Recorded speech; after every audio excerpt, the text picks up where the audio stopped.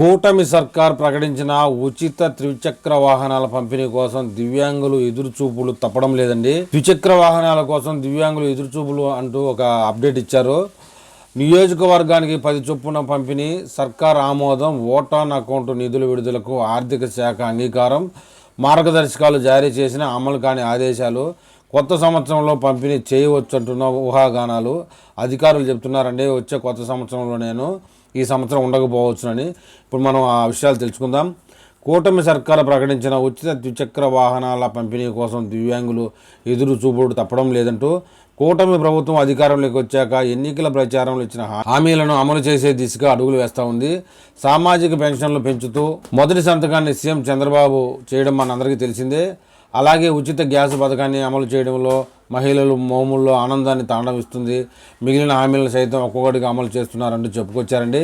కాగా దివ్యాంగులు ద్విచక్ర వాహనాలను ఉచితంగా ప్రభుత్వం తరపున అందజేస్తామని ముఖ్యమంత్రి చంద్రబాబు నాయుడు ప్రకటించారు. ఈ ప్రకటనతో రాష్ట్రంలోని విభిన్న ప్రతిభావంతులంతా వాటి కోసం ఎంతగానో నిరీక్షిస్తున్నారు. ఇప్పటికే మార్గదర్శకాలు జారీ అయినా పంపిణీ ప్రక్రియ కాకపోవడంతో ఆవేదన చెందుతున్నారండి. నియోజకవర్గంలోని 10 మందికి, రాష్ట్రంలో 175 నియోజకవర్గాల్లో ఒక్కొక్క నియోజకవర్గానికి 10 మందికి దివ్యాంగులను ఎంపిక చేసి వారికి ₹1,00,000 విలువ చేసే త్రిచక్ర మోటార్ వాహనాన్ని పంపిణీ చేయాలని ప్రభుత్వం నిర్ణయం తీసుకుంది. ఈ మేరకు ప్రతిపాదనలను రూపొందించి ఆర్థిక శాఖ కూడా ముందుంచిందండి.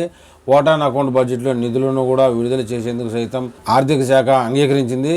ఈ మేరకు మార్గదర్శకాలను సైతం దివ్యాంగుల శాఖ ఉన్నతాధికారులు రూపొందించారు. ఇక్కడ వరకు అంతా సక్రమంగానే జరిగింది. ఫైల్ అక్కడి నుంచి ఒక్క అడుగు కూడా ముందుకు పడలేదని చెప్తున్నారండి. దీంతో దివ్యాంగులకు నిరీక్షణలు తప్పడం లేదంటూ రాష్ట్ర వ్యాప్తంగా 1750 మందికి పంపిణీ చేసే వీటి కోసం 17,05,00,000 ప్రభుత్వం ఖర్చు చేయనుందని చెప్తున్నారండి. మార్గదర్శకాలు అయితే దీనికి ఈ పథకం కింద అర్హత పొందేందుకు ప్రభుత్వం పలు మార్గదర్శకాలు సైతం రూపొందించింది. డిగ్రీ చదివిన వారికి ప్రథమ ప్రాధాన్యత ఇవ్వనుంది. అదేవిధంగా స్వయం ఉపాధి రంగంలో ఉన్నవారు, చిరు వ్యాపారులకు అవకాశం కల్పించింది. అదేవిధంగా 70% అంతకంటే ఎక్కువ వైకల్యం ఉండాలనే నిబంధనను విధించిందండి. 18 నుంచి 45 సంవత్సరాల వారే అర్హులుగా పేర్కొంది. సంవత్సరానికి ₹3,00,000 లోపు ఆదాయం ఉండవారే దీనికి అర్హులని ఇంకొక షరతు కూడా పెట్టిందండి. దరఖాస్తు చేసుకునే వీలుందని పేర్కొంది. అయితే గత సర్కార్ అయితే ఈ విషయంపై మొండి చేయి చూపించిందండి. గత వైసీపీ ప్రభుత్వ హయాంలో సైతం దివ్యాంగులకు ద్విచక్ర మోటార్ వాహనాలను పంపిణీ చేసింది. అయితే ఈ కార్యక్రమాన్ని తూతూ మంత్రంగా నిర్వహించి చేతులు దులుపుకుంది అన్నట్టు విమర్శలు ఉన్నాయండి. రాష్ట్రంలో చాలా నియోజకవర్గాల్లో 5 ఏళ్లలో ఒకరికి కూడా ఈ వాహనాలు అందజేయలేదట. గత పాలకుల వైఫల్యం ఈ విషయంగా స్పష్టమవుతోంది. ఈ కూటమి ప్రభుత్వం అయినా ఈ పథకాన్ని సక్రమంగా అమలు చేయాలని సంఘ నాయకులు కోరుతున్నారు.